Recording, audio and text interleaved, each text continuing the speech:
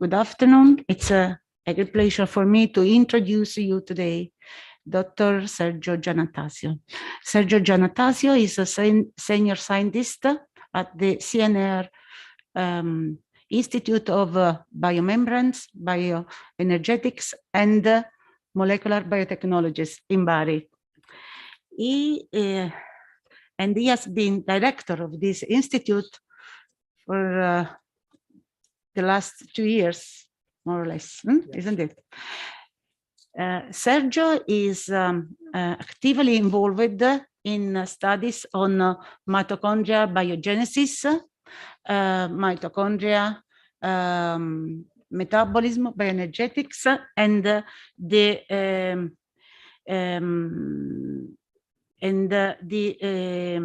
the nucleus mitochondria cytoplasm crosstalk as also response to stress conditions, particularly in Saccharomyces cerevisiae. And this is the main topic of this presentation of today. Thank you.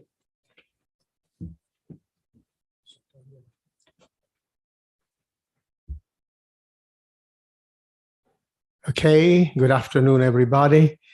Thank you very much, first of all, to Michela and to Professor Forestieri, who host me for this nice occasion, nice chance to talk to you about our work most of, last 20 years, more or less. And so I will go straight forward to the topic. And actually, this is the actor of today's talk, which is the mitochondrion, actually well known as to be the bioenergetic power plants of a cell. But indeed, it's now clear that mitochondrion is probably the most important homeostatic organelle in the cell. And here is a sort of overview of what is going to be my talk to you today. And first of all, here you see what we know more or less about the interrelation of mitochondria with mitochondria, I would say. I don't like this singularity for mitochondria. Mitochondria with the other compartments in the cells. First of all, you can recognize the Anterograde and Retrograde regulation, which are mainly involved in transcriptional regulation of gene expression.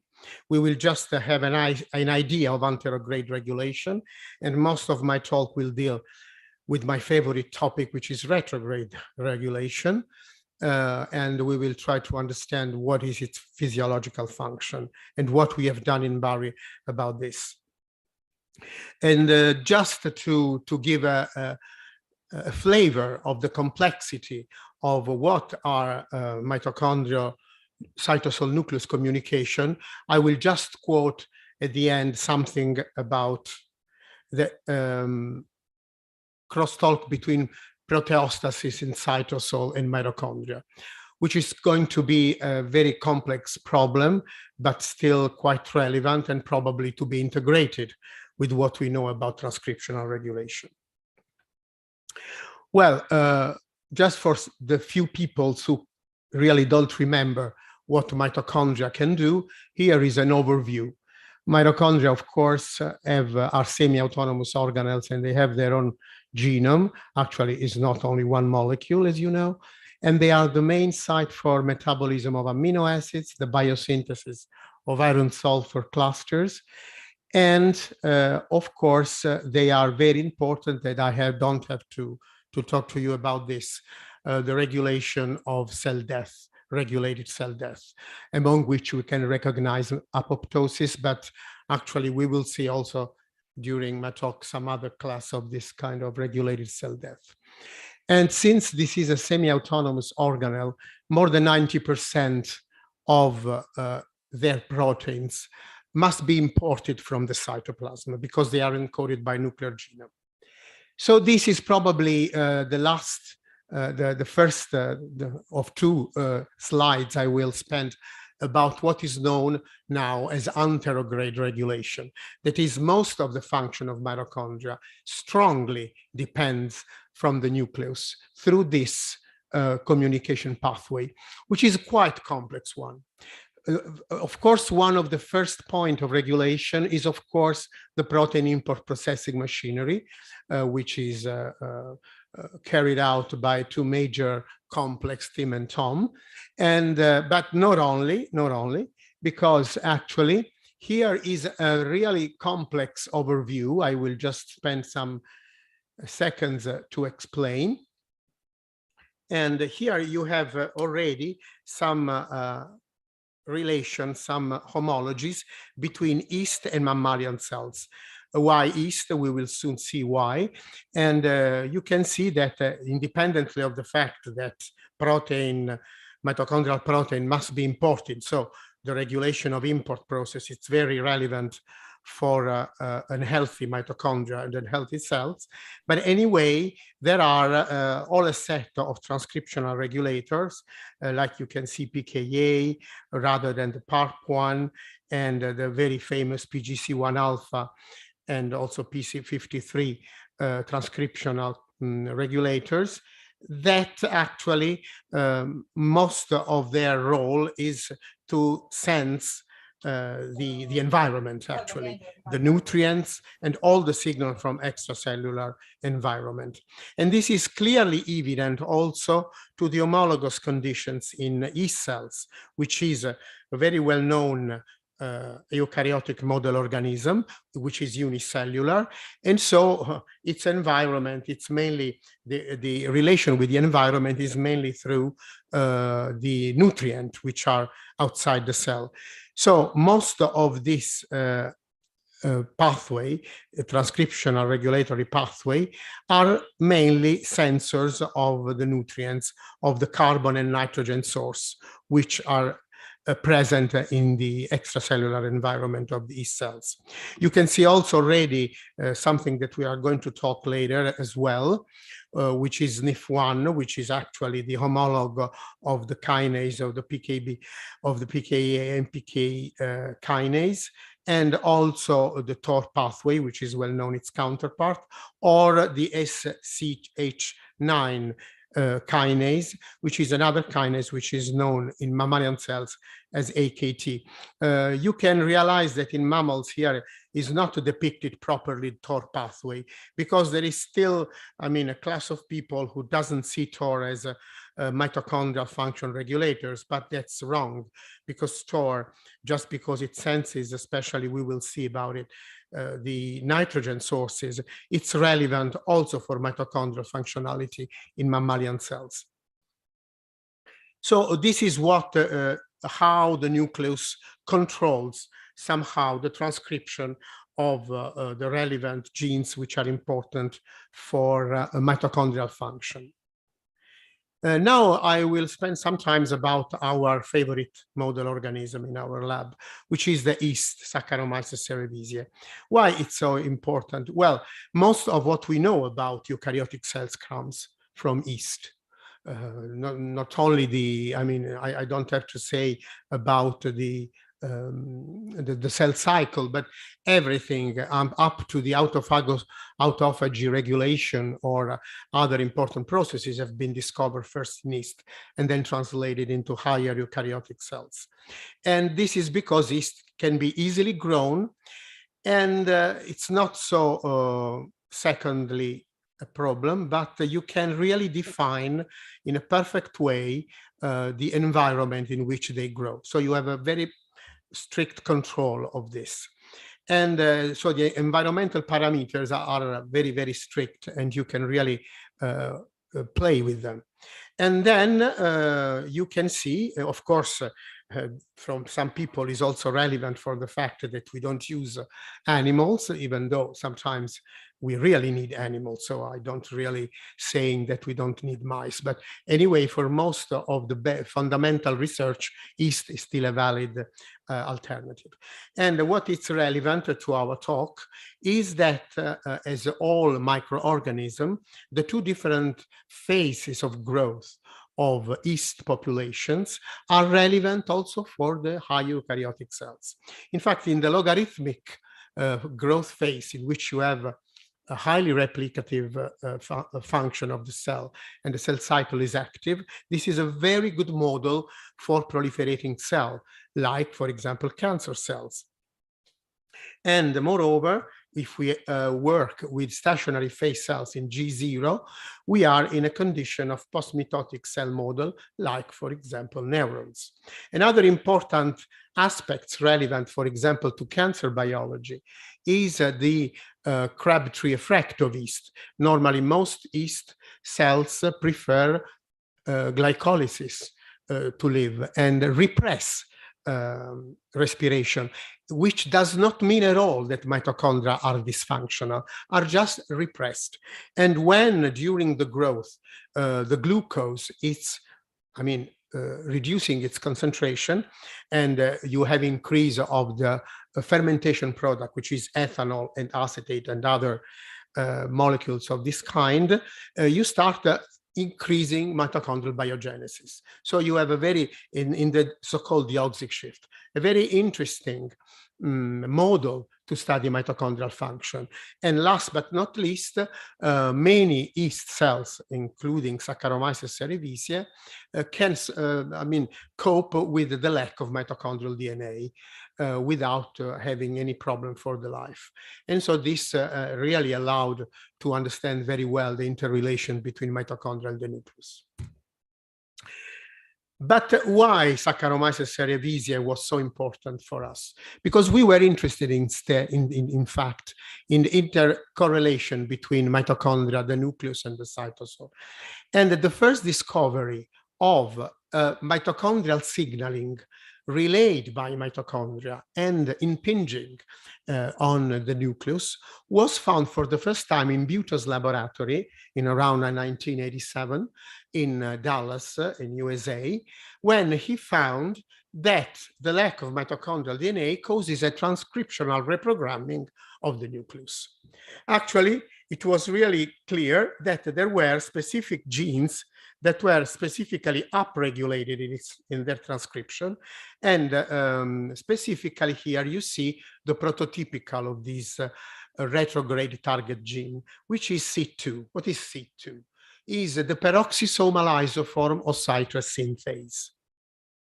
Actually, other genes that are also sometimes upregulated when there is lack of mitochondrial DNA. So an example of mitochondrial dysfunction are also the mitochondrial citrate synthase. And the third isoforms, well, you have to know that yeasts have a lot of duplication in genes. So many genes have many copies differently from higher eukaryotes, just from the source of their genome. Now I will briefly show you how Buto delineated in a very nice way, elegantly, the regulation, the mechanism of regulation of mitochondrial retrograde pathway, and which still remains so far the best characterized mitochondrial retrograde pathway in eukaryotes.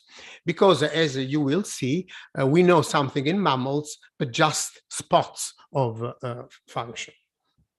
So when there is a mitochondrial dysfunction, the first sensor of this is the RTG2 molecule. And the RTG2 molecule normally is bound to MKS1, which is an inhibitory protein. And when actually the retrograde pathway is on, RTG2 is released and thus releasing from MKS1 binding and releasing the phosphorylation, the hypophosphorylation of the transcription, the heterodimeric transcription factor RTG13, which after dephosphorylation enters mitochondria and nucleus and can recognize a specific consensus sequence for the RTG target gene, which is the GTCAC box, thus upregulating the transcription of all a set of genes on different chromosomes. Just to be more clear for the first time, you can see here what happens. First of all, we will see that glutamate is a very important metabolite physiologically with respect to retrograde pathway activation. So you don't have glutamate, very low glutamate, and you have Rho0, so no mitochondrial DNA, no respiratory chain activity. You see that the RTG1-3 heterodimeric complex, hyperphosphorylated in the cytoplasms, becomes hypophosphorylated. Okay, just thanks to the release of the RTG2, and enters the nucleus and activate transcription. But this can be inhibited by glutamate. We will see how. When, of course, you have activity of RTG2, the MKS1 is bound to BAMH1.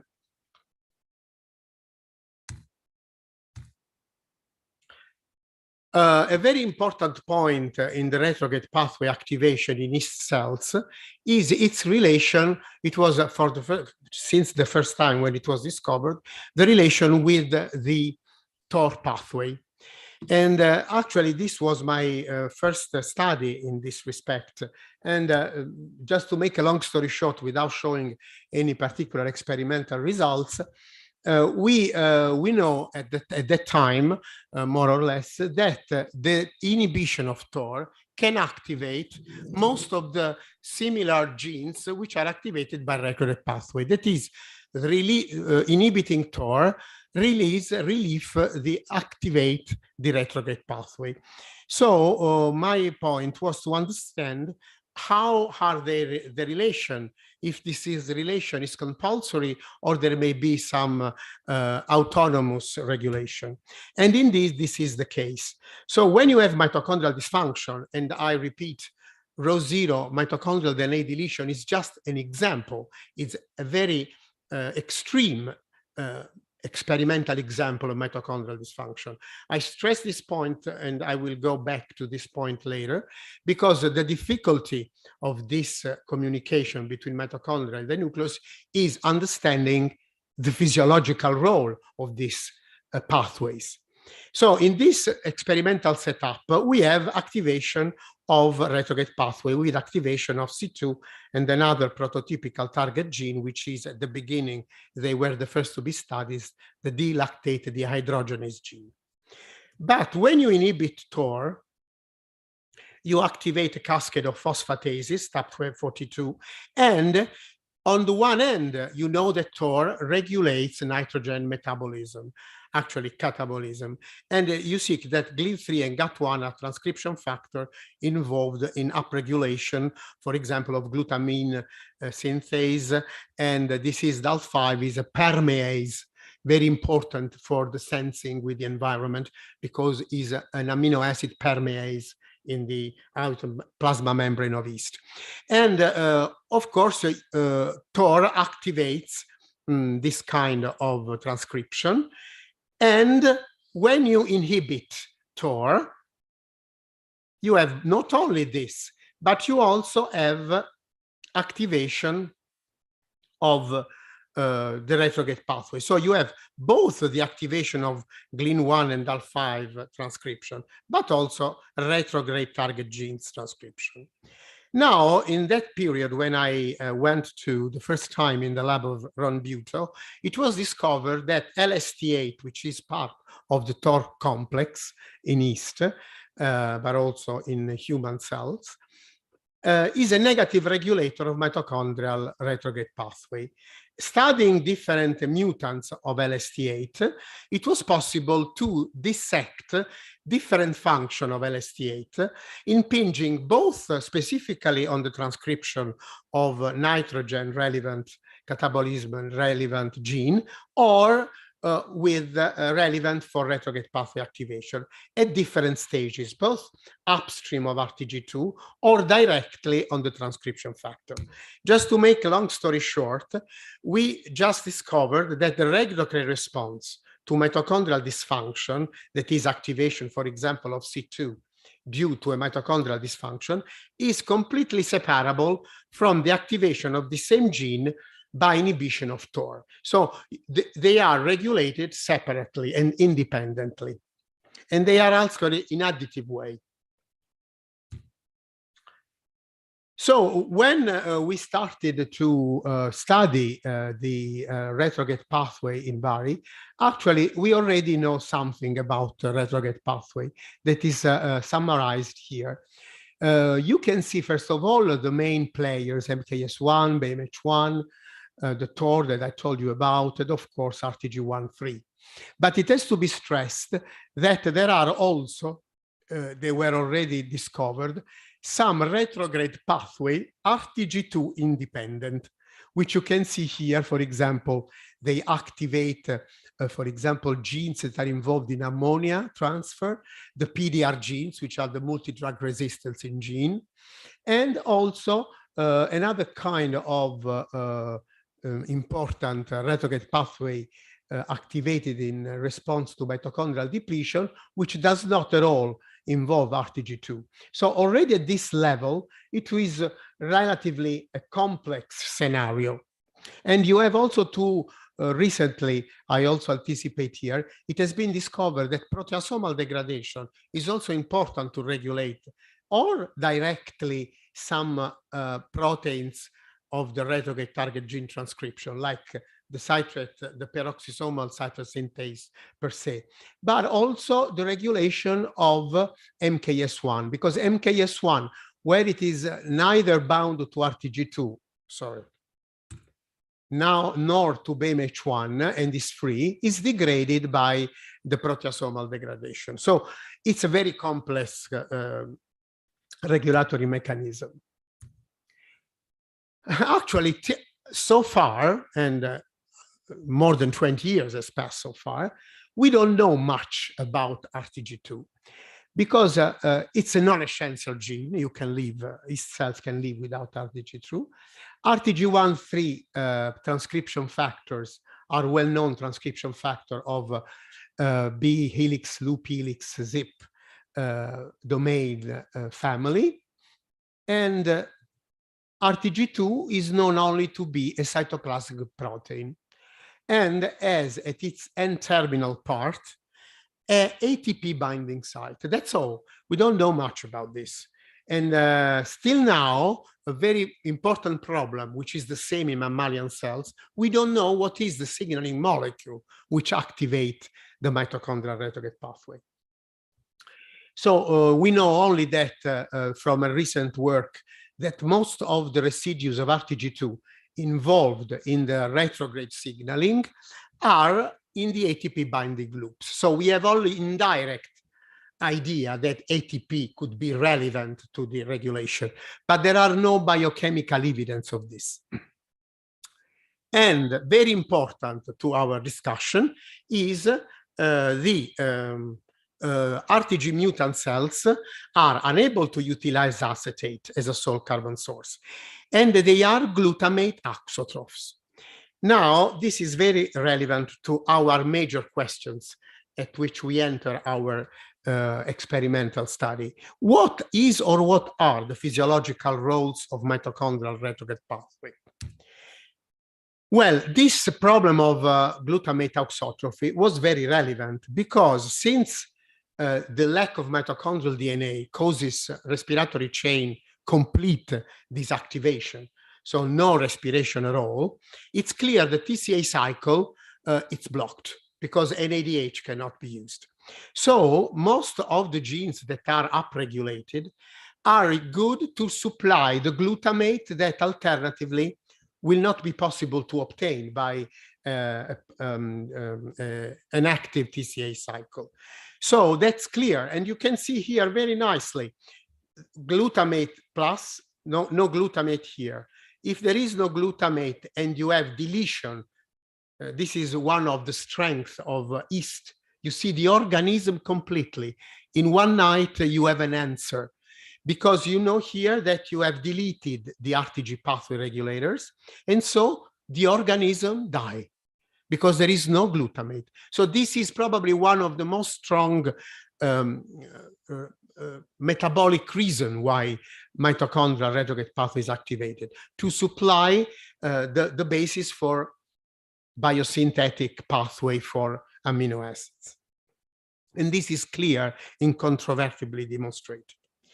Now, always in Runbuto, in order to answer these questions, it was carried out a long time ago now, in the 2000s, at the beginning of the 21st century, a whole genome cDNA-based microarray, which now looks like history. I mean, but anyway, unbelievable. This is still one of the fewest study made at this level, also in higher eukaryotic cells. And this profiling was made by comparing not only Rho0 and Rho+, but also other examples of mitochondrial dysfunction, which can be Rho+ cells treated with inhibitors of oxidative phosphorylation. Well, the first things that it was found that the set of genes activated in Rho0 or, for example, in Rho+ cells inhibited with the uncoupler CCCP are different. So you see the plasticity. We will see in the next part of the talk how complex is retrograde pathway, which is not. So already in yeast, you have a different response depending on the kind of dysfunction. What was clear from, at least was inferred from the transcriptional profiling, is that most of the genes that were found upregulated by microarray analysis explain exactly what I told you, that there is upregulation of peroxisomal biogenesis and beta oxidation, which becomes a very important source of acetyl-CoA, but it's inferred, not demonstrated, because there are upregulated or the gene of peroxisomal biogenesis, of course, the citrate synthase, and also the first three genes of the step of the TCA cycle. So this is, I would say, a metabolic reprogramming deduced, inferred for the transcriptional profiling. Recently, in our lab, we are trying to understand if this is really true by a metabolomic analysis. And I am glad to show you some results that are very preliminary. And of course, they need much more work to be done, but I liked in this chance to show you. And by using integrative omics, that is by integrating the transcriptional profiling found in 2000 and our tentative to define, which is not a very straightforward problem, the metabolomic profile of Rho0 with respect to Rho+ cells, we carried out a differential metabolomic profiling with LCMC analysis.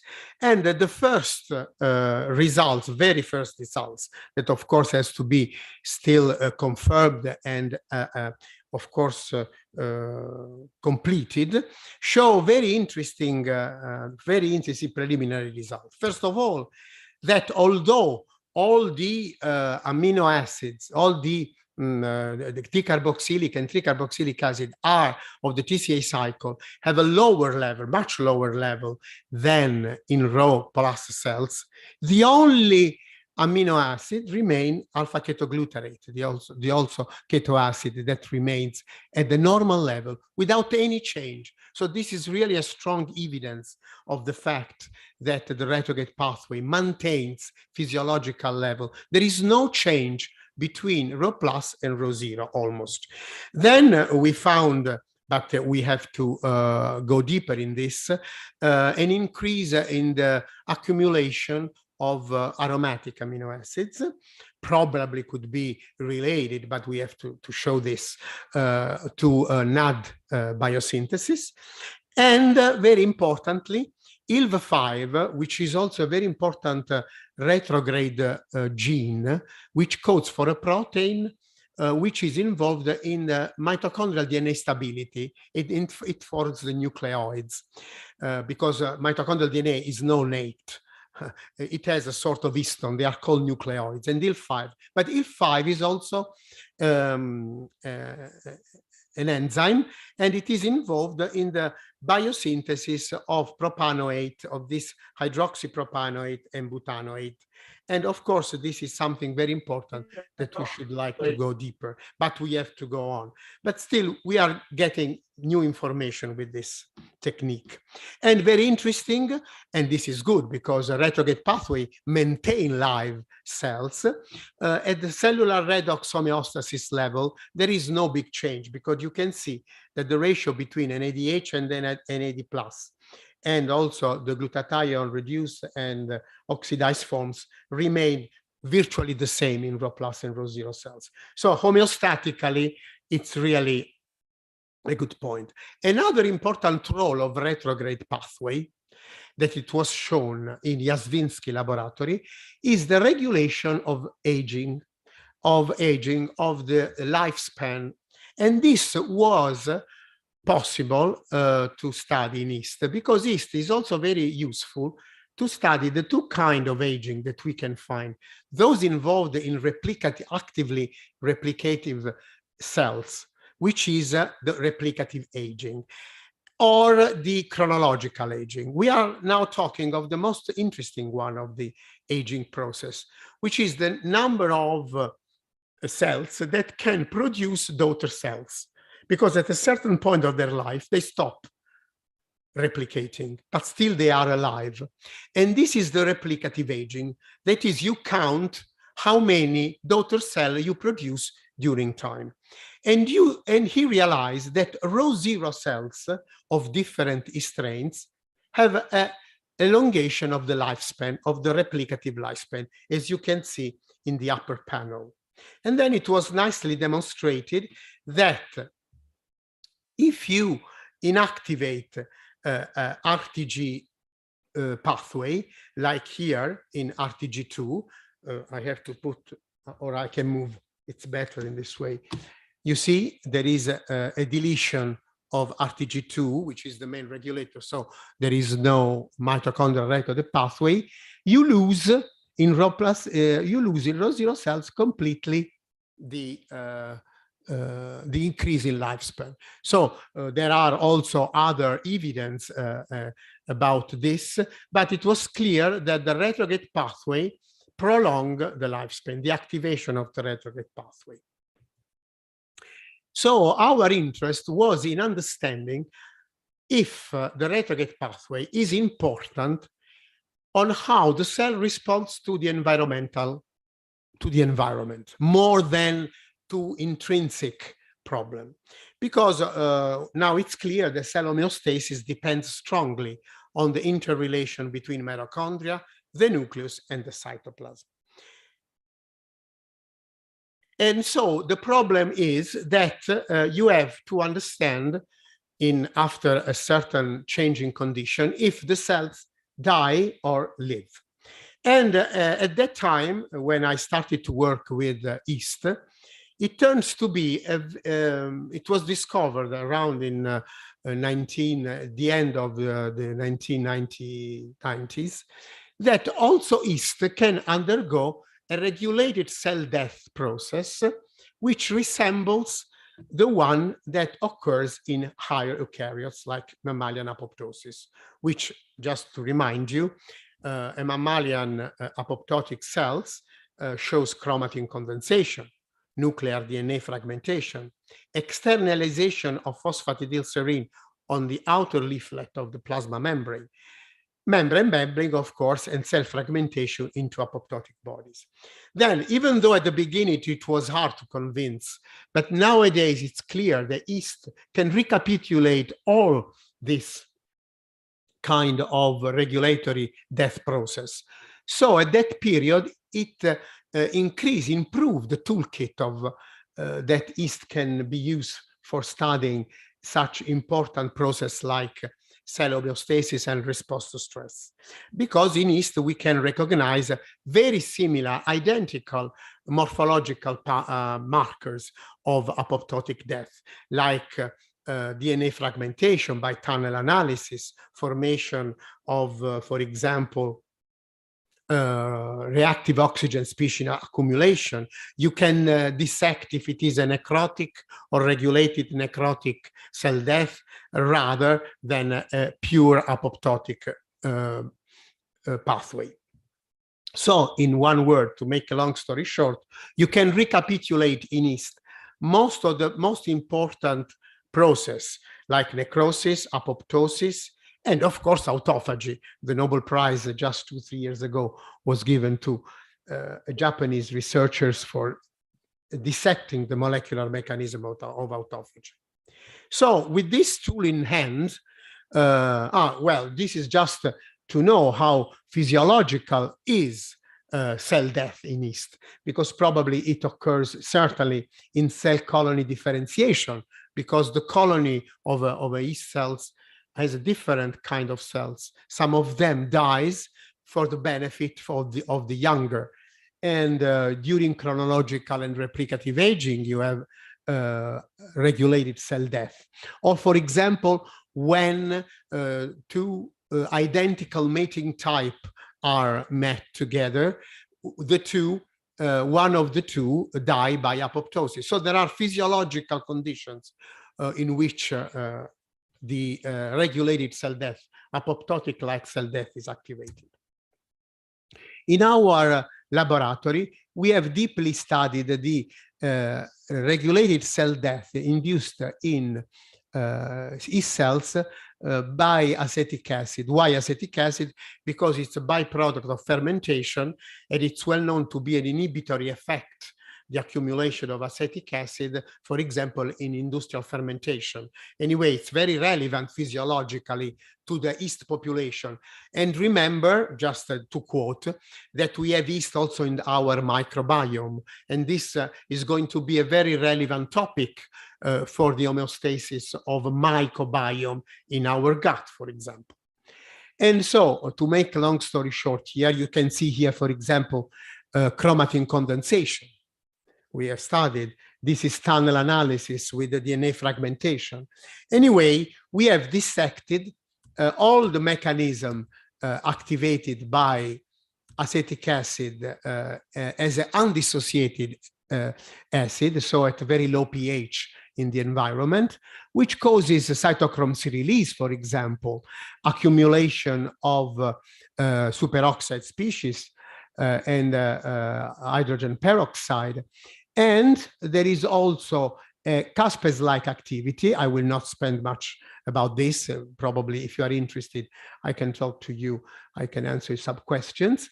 And there are also another pathway which is independent of what is known of the metacaspase of yeast, which is an homologous of caspase, but with different roles.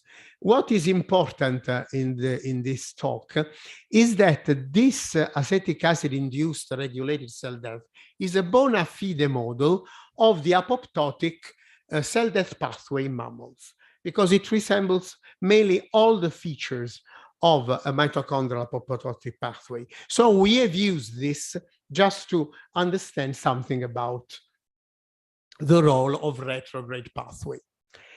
So here you see the yeast cells. And since we already know from the beginning that if you change the carbon source in an yeast culture, you have different level of retrograde pathway activation. That is, in glucose, you have lower levels of upregulation of C2 rather than in raffinose, in which you have the highest. So our idea was that something was going on in this respect. Well, when we induce the acetic acid-induced cell death in glucose, we have the loss of viability of this kind. But if we grow the yeast cells in raffinose in a different, so we don't change anything at the genetic level, the yeast cells become resistant, evade cell death, which is a typical feature of cancer cells. So just the change of the carbon source, nothing to do with the genetic features of the cell. And we have clearly demonstrated that this is due, these are just markers of the apoptotic pathway, And so you see that there is complete inhibition of the apoptotic pathway. And we have clearly demonstrated that there is upregulation of the retrograde pathway. Here you can see the level of FTG pathway activation through the measurement of the C2 transcription, which is completely not activated in glucose during the cell death process, the treatment with acetic acid. Whereas in raffinose, it's upregulated. It's very clear here.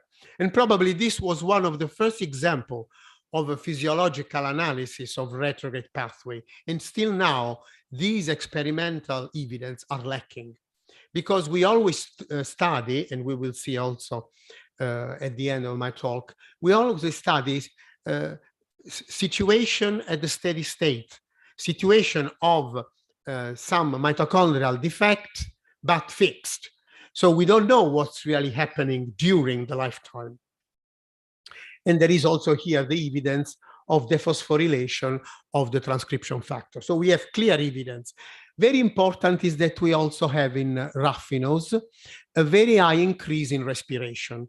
You have to know, as I anticipated, that in glucose you have mainly fermentation, but in other sugar, alternative sugar, which are not necessarily fermentable, you can have an increase in mitochondrial biogenesis and respiration. A very important experimental results that we have studying this evasion of apoptosis in raffinose was that we thought, well, if we activate a retrograde pathway constitutively, we will have cell death evasion, a sort of retrograde pathway activating a tumorogenic pathway. So in order to do this, it's very easy. If you remember, MKS1 is the inhibitor of retrograde pathway. So if you delete MKS1, it's an experimental system to have constitutive activation of retrograde pathway. If you use in glucose delta MKS1 cells, you still have death. Wow. So it's not only retrograde pathway important. Because in glucose, if you activate retrograde pathway, and we have evidence that is activated, you still have cell death. So it's not saving. But if you also decrease glucose, that is a calorie restriction, that is a sort of raffinose, you increase respiration, because you live only thanks to some molecules that can be respiratory competent, you have a rescue of these cells. So it was clear from these results that you must have both high respiration and retrograde pathway activation, which is very important, we will see. So who is regulating the carbon catabolite repression pathway in yeast? What is carbon catabolite repression? Is the very well-known signaling pathway, which is regulated by SNF1, which is the homolog on human AMPK, which in the presence of glucose represses mitochondrial respiration. That is, represses all the genes like cytochrome C, for example, because it's not dysfunctional, it's repressed mitochondrial function. So we study the relation between the glucose repression pathway, which you can see it's quite complex here. I will not spend much time about this, and the retrograde pathway. And we found very a complex response to different deletion of transcriptional regulators of the catabolite repression. And we identify in ADR1 and CAT8 very important regulators of both the transcription of mitochondrial gene, like cytochrome C gene, for example, in the nucleus, and of retrograde pathway. In other words, this ADR1 and CAT8, which are also part, if you remember, of the anterograde regulation of mitochondrial function, because it's a regulation of mitochondrial biogenesis depending on the carbon source, okay? It's also relevant, interacts directly with RTG2. We also have evidence that could be some interaction with directly with the transcription factor RTG13, but this has to be still to be confirmed. So ADR1 and CAT8 are finely tuning also this. So you need both to save the cell from the death, both the activation of the retrograde pathway and the high respiration, so mitochondrial biogenesis. Another conditions very interesting to appreciate the role of physiological role of mitochondrial retrograde pathway is another condition in which we found resistance to death, which is when you incubate. This was found almost as a serendipity experiment, like with Michela we were talking this morning, because we found that if we maintain the cells at pH 3 for more than half an hour, even though you add acetic acid, you don't kill the cell, because there is a hormetic effect. That is, if you maintain at this low pH stressed cells, the cells becomes resistant to death. We studied this and we found that this is due to activation of catalase. And this is specifically seen here because when you treat with acetic acid adapted or non-adapted cells, you see that the normal cell in glucose do not have any catalase activity. Whereas cells that have been for 20, 30 minutes, which you see here the time course, you have activation of catalase and it remains very high. So there is a response, a direct response to oxidative stress. Since catalase, it's another gene which is controlled by anterograde pathway through, in yeast cells, through the MAP kinase HOG1, which is important for osmolarity stress. And just to remind you, is the homologue of the MAP kinase P38 in humans. HOG1 regulates catalase activity, catalase transcription, and specifically one of the two catalase genes that are in yeast, because there is a peroxisomal and the cytosolic catalase.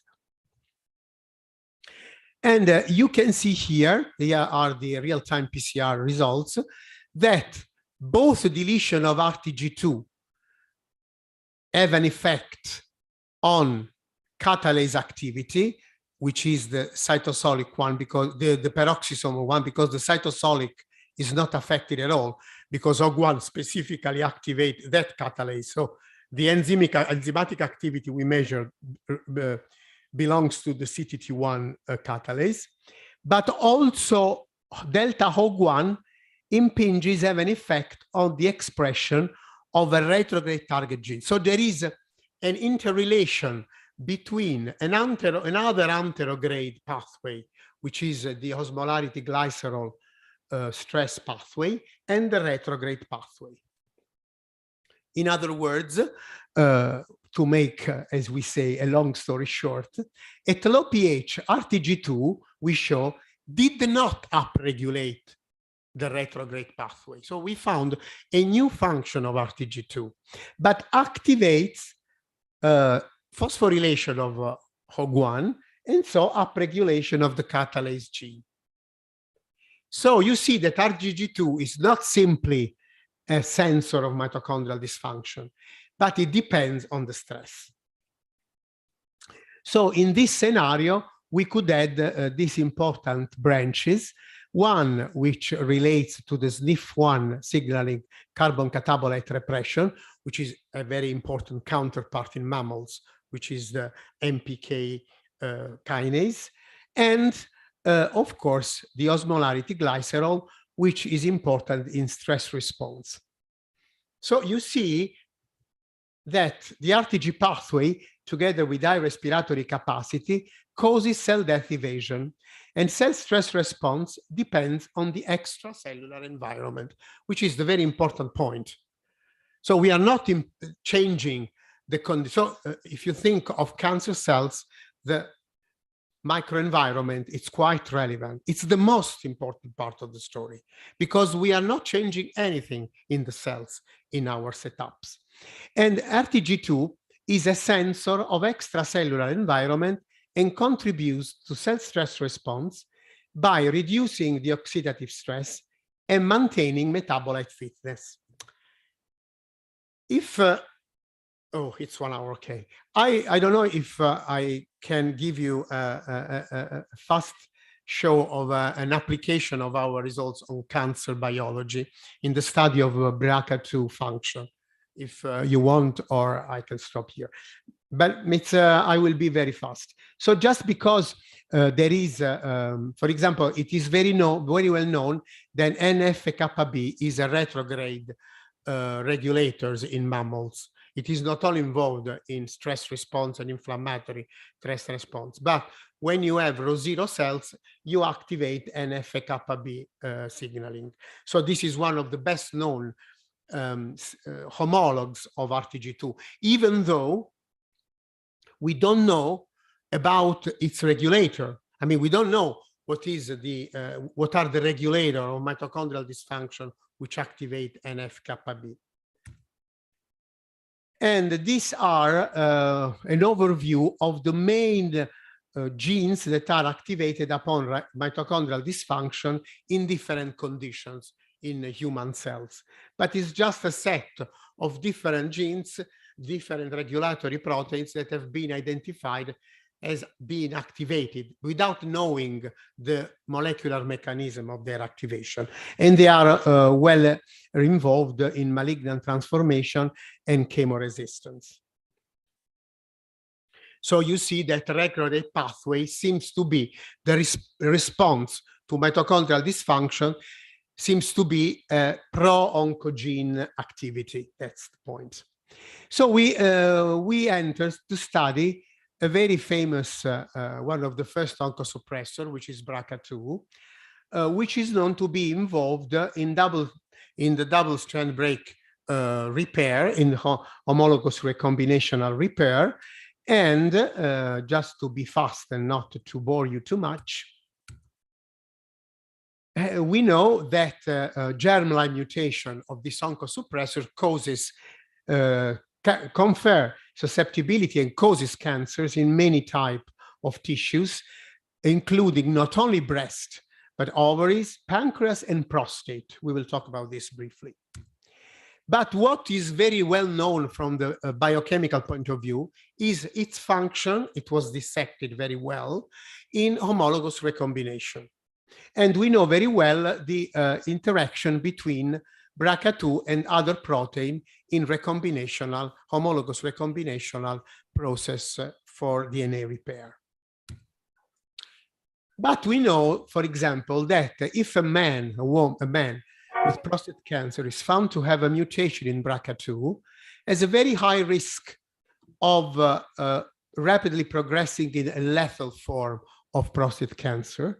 There is a lower mean age of diagnosis, more advanced tumor stage, and there are also metastasis and cancer drug resistance.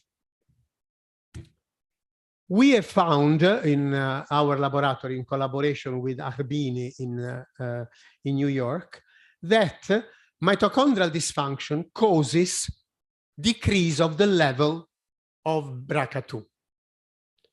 So BRCA2, in response to mitochondrial dysfunction, diminishes its level. It's not mutated, but it's a sort of lack of BRCA2. So it exerts pro-oncogenic function. Since metastasis, for example, it's strongly dependent from anoikis, which is the particular form of regulated cell death, which is activated when cells from an epithelial cell from a solid tissue detach from the epithelium. In order to be safe, these cells undergoes a form of regulated cell death, which is called anoikis, similar to apoptosis, but a little bit different. So we use normal human epithelial cell and our yeast cells to study if BRCA2 may have a role in regulating cell death. And we found, we use yeast because yeast does not have a direct homologue of BRCA2, but it has some proteins that are known to interact with its function in mammalian cells, like SEM1, which is the homologue of DSS1. And moreover, it was shown in a laboratory in Pisa that BRCA2 can recapitulate homologous recombination in yeast, and in fact is used yeast to check the severity of cancer mutation. We have found that when we silence BRCA2, in all cell type analyzed human cell line, there is an increase in viability, so inhibition of anoikis. So silencing causes increase in cell viability. Anoikis is decreased, which is consistent with the metastatic and invasive features of BRCA2 that we know. We have expressed BRCA2 in yeast, as you can see, and very interestingly, BRCA2 expression is not toxic at all to yeast cells. And this is known also for human cells. Overexpression does not cause any problem to cell growth. But if you induce cell death, BRCA2 exacerbate apoptotic cell death, increase. So we have clearly found a new BRCA2 function as a modulator of cell sensitivity to anoikis through a mechanism conserved in yeast and mammals involving the regulation of ROS production.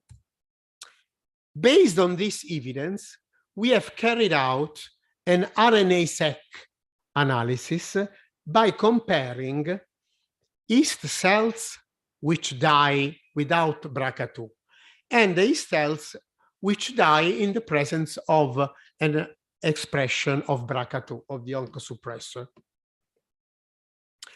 And the results we have obtained has been published recently and are now on press on Frontiers in Oncology, have shown a new gene interaction network, which is completely different from the one that is known from the role that BRCA2 has in homologous recombination. Actually, you can see here in the downregulated genes that all cell cycle and DNA repair gene are strongly downregulated. So no role of homologous recombination. There is mitochondrial dysfunction, is caused by mitochondrial dysfunction by BRCA2 expression. And there is very strange results that we have to, of course, deep investigate. There is a high level of glycolysis and peroxisomal biogenesis.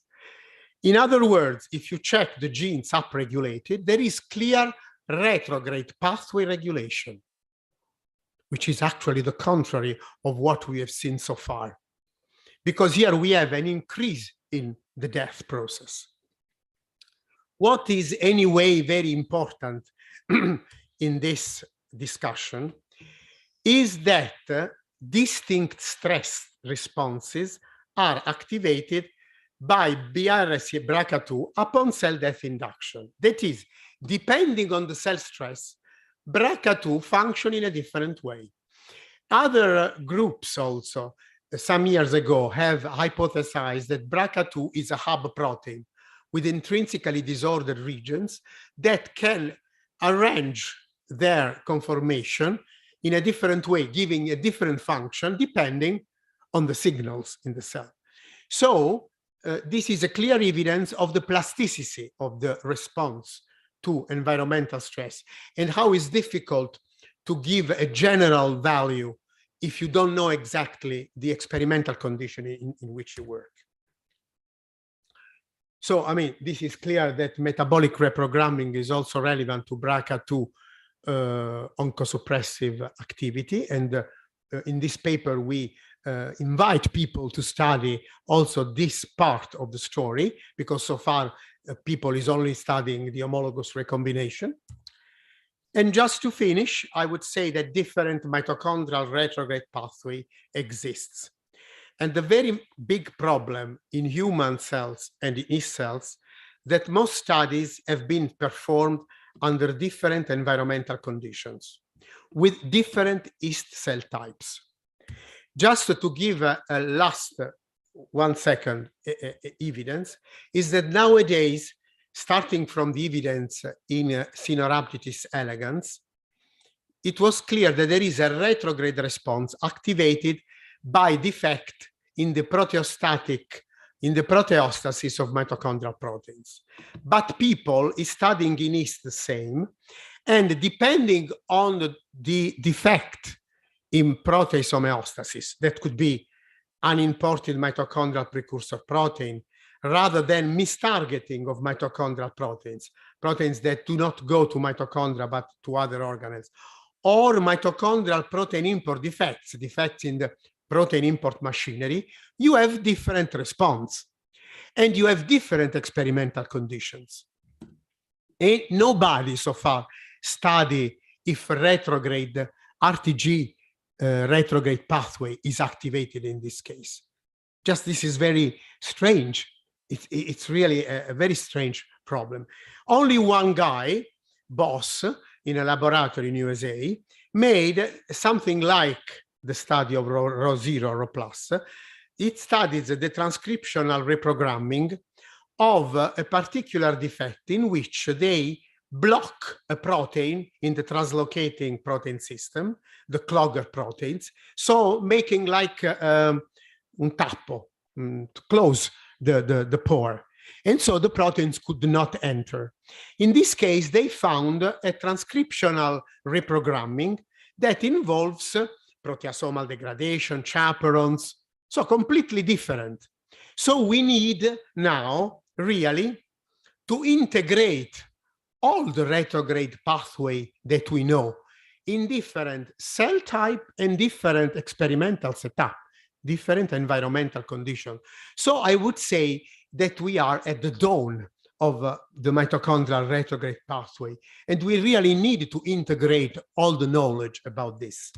And you have to add to this complexity the very well-known knowledge that now we are acquiring about organelle contact site. Because, for example, peroxisomes and mitochondria are strictly tethered by the tethering complex. And for sure, these complexes are involved in the signaling between organelles.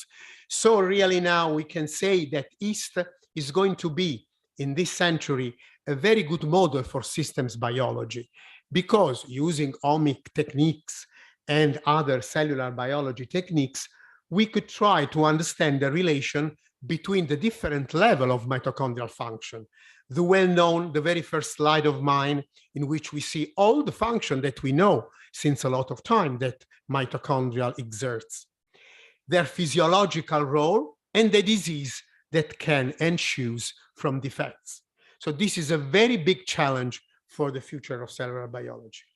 Of course, I didn't do by myself. At least I have the fortune, the luckiness to know and work with Ronald Butos, that of course left us in 2007, which was my starting. He made me love yeast and retrograde pathway. And I have to thank all my colleagues in Etibium, in particular now Clara Musicco and Fabrizio Mastrorocco, that are together with me trying to implement our new metabolomic laboratory that we hope to learn much about it. And all the people that have worked as PhD student, postdoc, and colleagues. And then many collaborators, in particular at the University of Bari, Nicoletta Guaragnella, and the group of Graziano Pesole for RNA-seq, and Salvatore Passarella, a very well-known bioenergeticist in Bari, that probably most of you know very well, and other guys in different universities. So thank you. Sorry for being late, but I really thank you for your kindness. Happy to answer your question.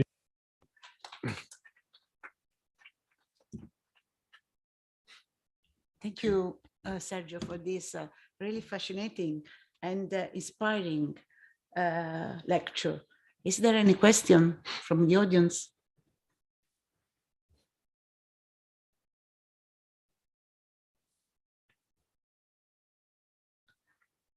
One question.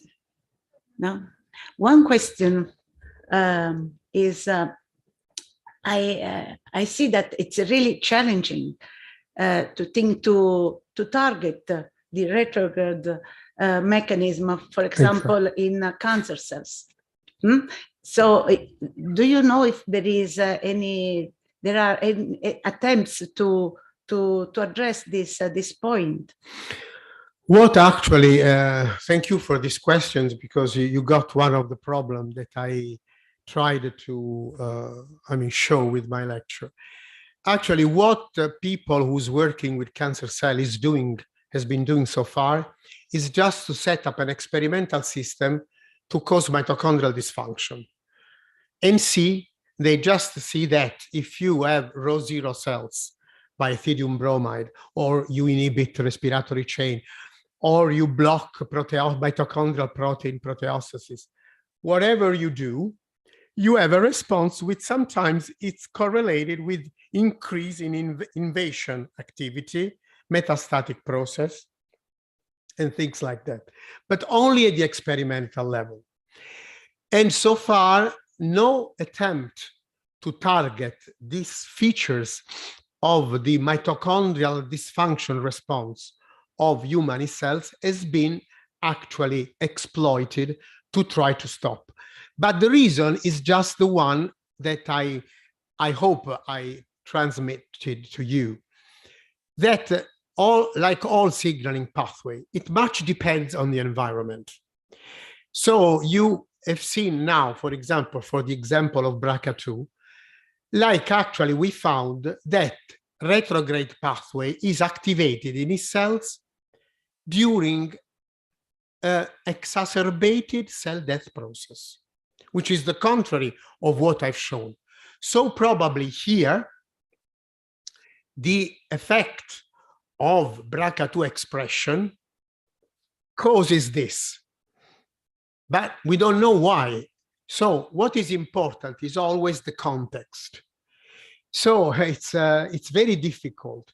I think in just knowing the work done so far with cancer cells, that also for retrograde pathway, targeting retrograde pathway, inhibiting it could be such like synthetic lethality, like for example, using PARP inhibitors in BRCA2 sensitive cancer cells, in which for example, as I show you, you have evasion if you have both high respiration and retrograde pathway.